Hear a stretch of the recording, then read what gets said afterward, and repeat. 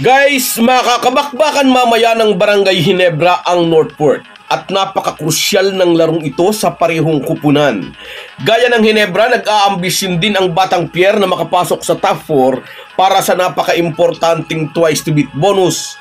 Ganadong maglaro ang mga bataan ni Coach Bonitan dahil sa kanilang tambak na panalo laban sa Blackwater Bossing noong Biyernes. Pero may momentum din ang Ginebra pagkatapos tumuhog ng dalawang magkasunod na panalo laban sa Meralco at sa Talk and Text. Speaking of Talk and Text, lalo pang nanganib ang kampanya ng Tropang Giga nang padapain sila ng Rain or Shine. Nagkainitan pa sina ROH Coach Yeng Yao at ang dating import ng TNT na si Randy Hollis Jefferson. Yan at marami pang halo-halong topic ang ating pag-uusapan, kaya panoorin nyo ang bidyong ito hanggang dulo. Kung gusto nyong suportahan ang ating channel, please like and subscribe. Sa mga nag-subscribe na, maraming salamat. Malaking bagay po yan sa aming mga vlogger.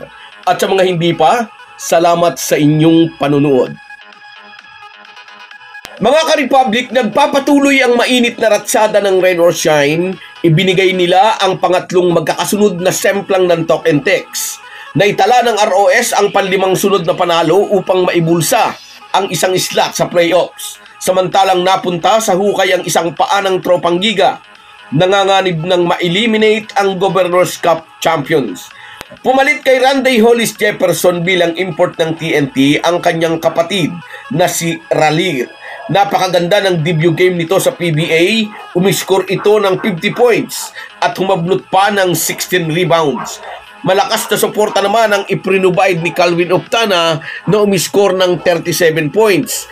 Dahilan upang hindi maiwanan ang TNT sa napakaganda ring opensa ng mga bataan ni Coach Yeng Yao. Kalahati lang ng 50 points production ni Jefferson ang puntos ni Treadwell para sa ROS, pero naghalimaw naman ito sa rebound. Humablot ito ng 24 boards. Mainit na mainit din si Andre Carakot at Ray ng Batak na nag-contribute ng 23 at 19 points. 14 dito ang ibinulsa sa first quarter. May 16 points naman si Beau Belga at may 10 points si Santi Santillan.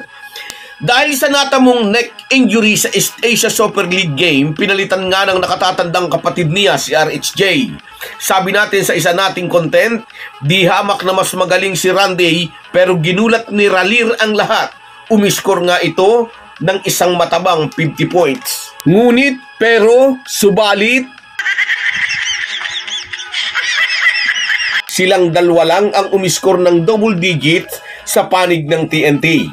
Hinayaan ni Coach Yeng Yao na mamiesta ng puntos sina Jefferson at Oftana, ngunit pinalagyan niya ng posas ang mga support players. Maganda at exciting sana ang laro hanggang dulo, ngunit nabahira ng komusyon nang magkasagutan sina Coach Yeng Yao at ang dating TNT import na si Randy. Hindi nagustuhan ni RHJ ang foul na tinawag sa kanyang kuya at hindi naman nagustuhan ni CYG na pumunta ang former NBA player sa likod ng kanilang bench. Nagkaroon ng palitan ng maaanghang na salita pero naawat din naman ng malalamig ang ulo. At dito naman tayo sa isa pa nating update. Makakabakbakan ng Barangay Ginebra ang Northport Batang Pier sa isang larong parehong may krusyal na implikasyon sa magiging kapalaran ng dalawang team. Parehong win number 7 ang pakay ng dalawang team. Ang Ginebra ay may kartadang 6 na panalo at 3 talo, samantalang may 6 na panalo rin at 4 na talo naman ang Batang Pier. Parehong bukas pa ang pinto sa kanilang dalawa paakyat sa top 4. Ang win number 7 ay magpapalakas sa kanilang chance na makakuha ng twice to beat bonus.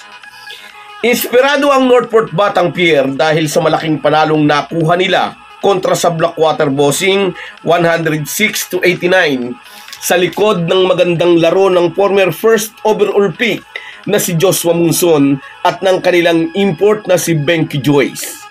Pero may momentum din ang Barangay Ginebra dahil galing sila sa dalawang malaking panalo laban sa dalawang malakas ding team, ang Meralco Bolts at ang Talk and Text. Na-arrest ng Ginebra ang pagdausdos mula sa dalawang magkasunod na talo na ipinalasap naman sa kanila ng Phoenix at SMB. Sadyang pinaaga ang pagbabalik ni Scottie Thompson mula sa knee injury at dalawang magkasunod na panalo nga ang iminarka ng Gin Kings sa pagbabalik ng former MVP. Mamaya, asahan na parehong all-out ang parehong team para makuha ang panalo. Ito ang huling laro ng Batang Pierre dito sa elimination at penultimate game naman ng Ginebra. Ang kanilang last game ay laban sa NLEX sa January 13. Gaya nga po ng nasabi na natin sa ating mga previous content, maipanalo man ng Ginebra ang dalawa nilang huling laban ay hindi pa rin nakakasiguro kung papasok sila sa top 4. Depende po iyon sa resulta ng ibang laban upang madesisyonan kung sino ang apat na mapalad. So guys, yan lang muna. Hanggang sa muli. Bago tayo magpaalam, may imekos-mekos na natin ang ating shoutout. Shoutout kina Andres Cater, Water Lady, Juan Suliege, Joel Atienza, Carlos Cayanan, Erwin Santiago, Michael Nicdao, at si Ronald Reyes. Salamat sa inyong lahat. Kahit gaano po tayo kabisi, ay huwag po nating kalimutan ang ating buhay espiritual. Lagi po tayong magpasalamat sa bawat araw na dagdag sa ating buhay. Malaki po ang maitutulong ng pananalangin araw-araw. Isang paalala po mula sa inyong Halo-Halo Sports Republic.